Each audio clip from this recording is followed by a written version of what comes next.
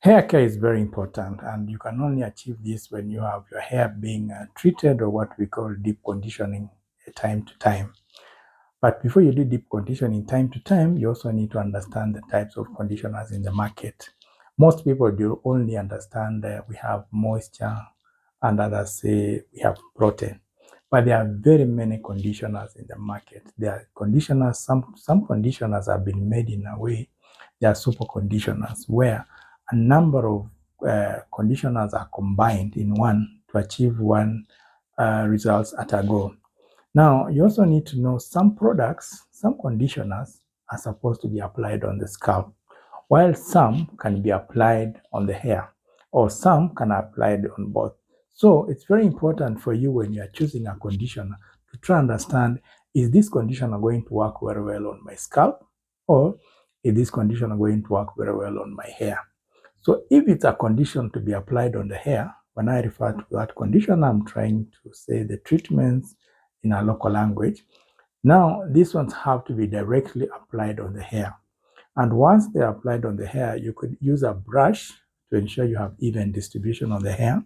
Then you should have thorough massage. You need to have a thorough massage. You need to perform a fluoride. You need to deep kneading so that the treatment you can aid the treatment to penetrate into the follicles so that it can now do the purpose it's meant to do.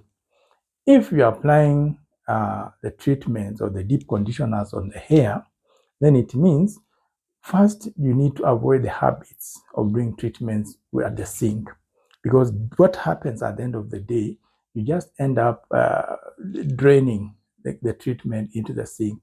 So you need to do your treatments at a station after thoroughly towel blotting your hair. And again, when you apply, you need to apply your treatment along the scalp. I wish I had long hair. I would have really demonstrated to you. You apply along the strands, then you massage, you work through along the scalp. So if it's designed to be taken under dryer, you can take it under dryer. Or if it's the one that can just process under room temperature, you can process it under room temperature. If it's to be rinsed out, rinse it out. Or if it's to be left in as a leave-in, let it be in. Then you can now style as desired. Treatments can be done at interval of 1 week, 2 weeks, depending on the needs and the area you are staying in. So for you to understand better, you need to know your hair. So you need to understand your hair. And the only way you can understand your hair is dividing your hair into two. What is inside your scalp and what is visible. So what is inside your scalp, we refer to it as a hair root. So inside the hair root, it's where the hair gets nourishment, and this is where the cells form, and they are pushed up to form the hair that you see on the surface. So the hair that comes on the surface can also be, if examined under a microscope, you'll notice it has other layers. For example, if I undo my shirt, that is the outer layer.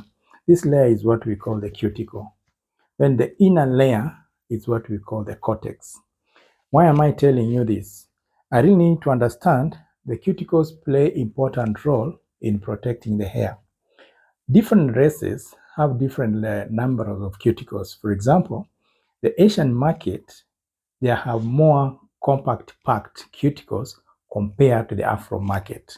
Now, putting that in consideration, it means the Asian market, they can use high heat when performing thermostyling products, and they also need products that have higher strength for them to penetrate the cortex. Whereas the African hair, we have less cuticles, and our cuticles are slightly wide open. So it means cuticles, when they are open, our hair tends to get in more products fast, and it gets in out products faster. Now, another theory for you to understand, maybe I would ask you to hold a fist. If I hold my fist tight, this is how Asian hair looks like. But if I relax it a bit, that's how I will describe Caucasian hair. Now, if I leave it wide open, that's how our Afro hair is. So just from this discussion, it means Afro hair needs extra care compared to the remaining hairs that we have discussed. So apart from this, The cortex itself houses a number of things. Some of the things that are found in the cortex is what we refer to as disulfide bonds. These are the bonds that hold your hair together. We have also polypeptide chains. We have other bonds that that can be broken easily using water. Bonds such as what we refer to as salt bond and hydrogen bonds. So all these things, after discussing that, I want to tell you the importance. The importance here is know the products you are using and know their impact on the cuticles. And before you know the products you're using, you need to familiarize yourself with something we call pH. So in the next segment, we are going to discuss pH in relationship to the hair. Natural hair, everyone is styling natural hair in these days. But most of us have not taken time to understand there's something we call discovering curl pattern. So before you choose on a natural hairstyle, you need to understand your curl pattern. So to make you understand that these hairs, we classify them using numbers, numerical numbers. Let's say 1, 2, 3, 4. Then we further describe them using the alphabetical letters A, B, C. That's how we do it. For example, if you want to describe hair that is straight, we normally say 1. So the way, if it's slightly wavy, just slightly wavy, now you introduce words like 1A, 1B, 1C. If you want to describe the next hair that is wavy, you now use letter 2.